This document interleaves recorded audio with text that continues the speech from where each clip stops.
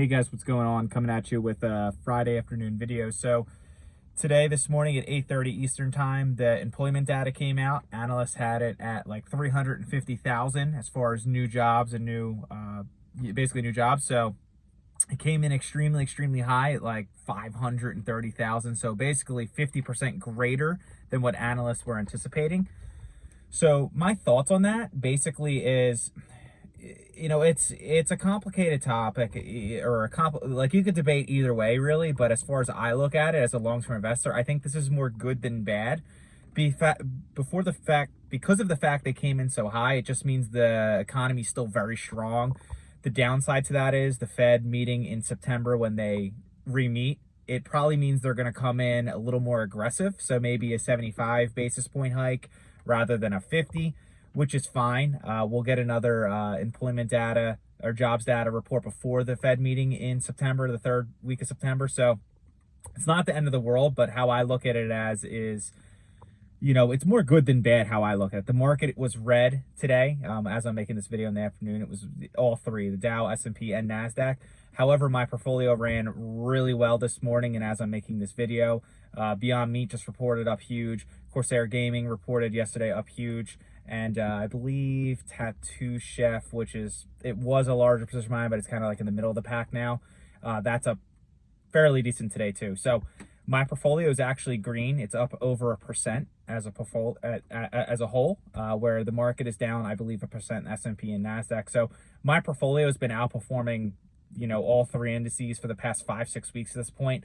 Massive bounce back. I think I've had over a 20% return in the past 6 weeks, which is crazy. But how I'm approaching it right now is I'm kind of just adding cash to my portfolio as I can to prepare for a pullback if we have one.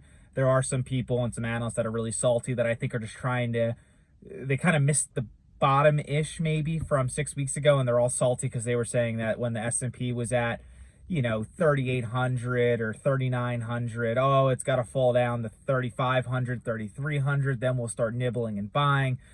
Well, I think people are trying to fearmonger people into selling off, and it's just, people just aren't buying it.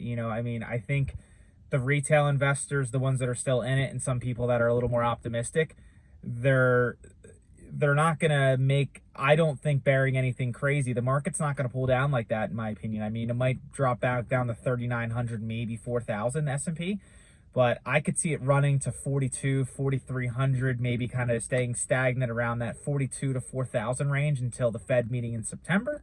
That's my opinion. We'll see what CPI does next week. That's going to have a huge influence on probably what the market's going to do next week. My prediction, I think it's going to come in sub 8 point, probably high 8s to mid 8s. I think it's going to come in around there. I couldn't see it hitting new highs. If it does, the market's going to pull back and panic, as most people aren't expecting that. So, my approach is just kind of sit tight, stack cash, wait for a good buying opportunity. There's still a ton of good deals in the market right now. I'm really focusing on like Disney, JP Morgan, Nvidia. Nvidia reports in, I think, 2-3 weeks. So I really want to make that position bigger, but also I don't want to buy when the market's running up like this. So it's kind of my thoughts on the news this morning. And I'll keep you guys posted with any, big news or if I buy anything, but I'm kind of staying patient right now. That's all I got till tomorrow or tonight. If I make a video, make sure you guys subscribe, trying to get to 1,000 subs before the end of the month. Maybe I can do it, maybe I can't. If you haven't, hit the subscribe button, much appreciated if you do that. Till later, peace.